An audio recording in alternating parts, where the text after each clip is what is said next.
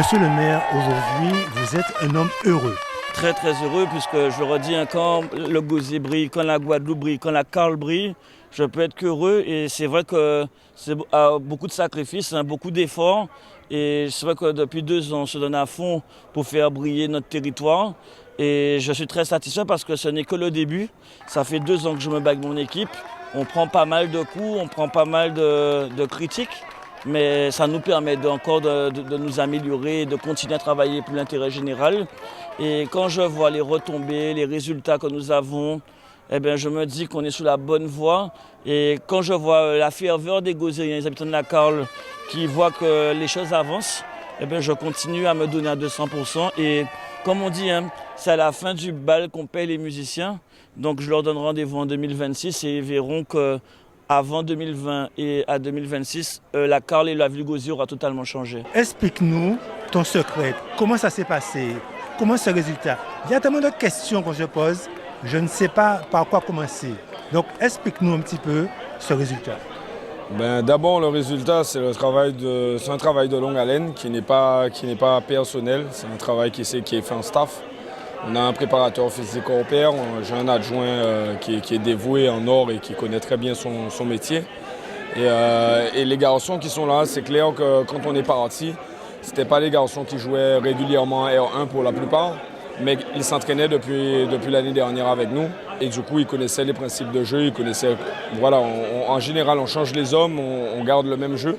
Et je pense que la performance sur la compétition est venue une partie de ça. Et d'une autre part, ils ont été simplement héroïques, ils ont su se sublimer. Ils ont augmenté leur niveau en fonction des confrontations. Et c'est vrai que c'était une belle histoire. Raconte-nous un peu comment ça s'est passé pendant cette compétition à la CONCACAF. C'était assez compliqué parce qu'on est parti avec 13 personnes pour une compétition, on va dire, interrégionale, on va dire. Donc, on part avec 13 joueurs, avec des blessés, des jeunes, inexpérimentés. Heureusement qu'il y avait les cadres avec nous. On a pu s'en sortir, mais on avait un groupe de qualité, on ne va pas se mentir, un groupe de qualité, ça joue au ballon. Pour leur jeune âge, ça joue au ballon. Je les remercie d'ailleurs. Sinon, on a fait une compétition, on a joué avec les tripes. C'était vraiment, vraiment compliqué. À quel moment tu as vu que ton équipe pouvait aller très loin? Non, honnêtement, on ne voit pas ça tout de suite. Déjà, il y a des paramètres qui rentrent en jeu, c'est le manque de remplaçants. On est parti avec 2 remplaçants, un des deux était covidé, donc positif au Covid pendant une semaine. Donc on n'a pas pu l'utiliser pendant les phases de poule.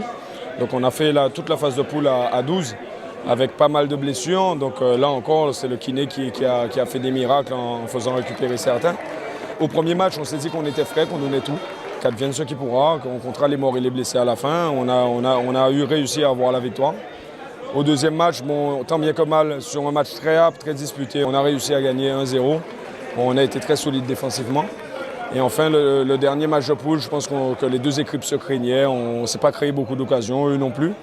Et on s'est retrouvés après pour le match pour la 3e place, parce que là, affronter le Suriname, c'était un peu trop pour nous. On a 4 matchs en 8 jours, c'était un peu compliqué. Donc on a eu un match où on a été courageux pour ne pas prendre une valise, mais on a su rebondir et donner tout ce qu'il nous restait pour gagner le match de la 3e place. Mais selon toi, qu'est-ce qui a fonctionné? Qu'est-ce qui a déclenché justement cette envie de gagner? On est des jeunes du Gosier et on a envie de marquer l'histoire un jour ou l'autre dans notre sport. Donc on a les instruments, on a la tactique, on a les qualités. Donc maintenant il suffit de jouer avec le mental et ça va tout seul.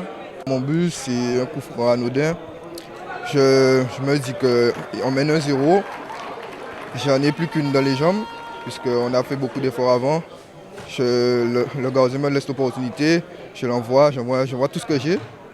Et voilà, ça fait mouche. Lucarne, magnifique. On n'était pas super pris au sérieux au début, en ayant la plus petite délégation de toutes les équipes qui étaient championnes de leur pays là-bas. Au fur et à mesure des résultats, on a vu que le regard changeait, on a vu que les officiels et les staffs des autres équipes nous respectaient un peu plus. Et à la fin, honnêtement, on s'est retrouvé avec des supporters portoricains, avec des supporters de la CONCACAF. C'était marrant à voir. Et à la fin, oui, effectivement, moi en tant que coach, j'ai profité de ce voyage-là pour échanger avec les autres, pour m'enrichir un peu plus, parce qu'on ne joue pas tous le même football et personne ne détient la vérité. Donc effectivement, ça a été très enrichissant pour eux, mais aussi pour moi. Est-ce que ce n'est pas la proximité que vous avez justement avec la population qui permet justement à ces jeunes gozériens de rayonner à l'international?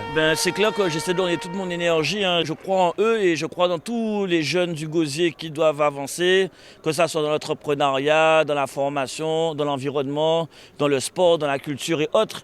J'essaie de donner toute mon énergie. C'est pas évident parce que si vous imaginez bien que ça me fatigue énormément, mais comme j'aime ce que je fais et que j'aime profondément mon territoire, profondément les gozériens et gozériennes, donc je donne tout ce que j'ai et j'espère que à la fin, ils seront contents du travail que je mène pour eux. C'est vrai que ce n'est pas tout le temps visible, mais quand c'est visible, il faut aussi le dire. Et aujourd'hui, il y a un vrai travail de fond qui est en train d'être mené.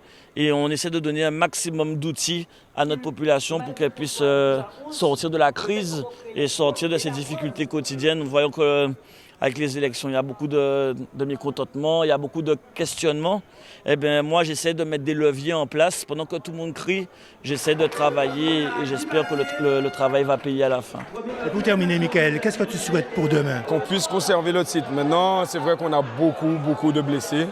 On a encore pas mal d'absents et j'espère encore des miracles du staff musical pour qu'on ait une équipe samedi qui soit compétitive. On est peut-être une petite île, la Guadeloupe, mais les Guadeloupéens sont grands dans la tête, grands dans le cœur, grands dans la compétence, grands dans l'intelligence. Et on doit croire en nous. Et c'est l'image qu'avec l'AS Gosier, je veux lancer, c'est dire aux gens, croyez en vous, donnez-vous les moyens de la réussite, ne lâchez rien et surtout, n'écoutez pas les critiques, n'écoutez pas les gens qui veulent vous détruire. Gardez un cap. C'est ce que nous faisons, on garde un cap. Et pourtant, je peux vous dire que les pots de banane, on en reçoit beaucoup à la journée, mais j'ai un objectif, nous avons un objectif et nous ne lâcherons pas cet objectif.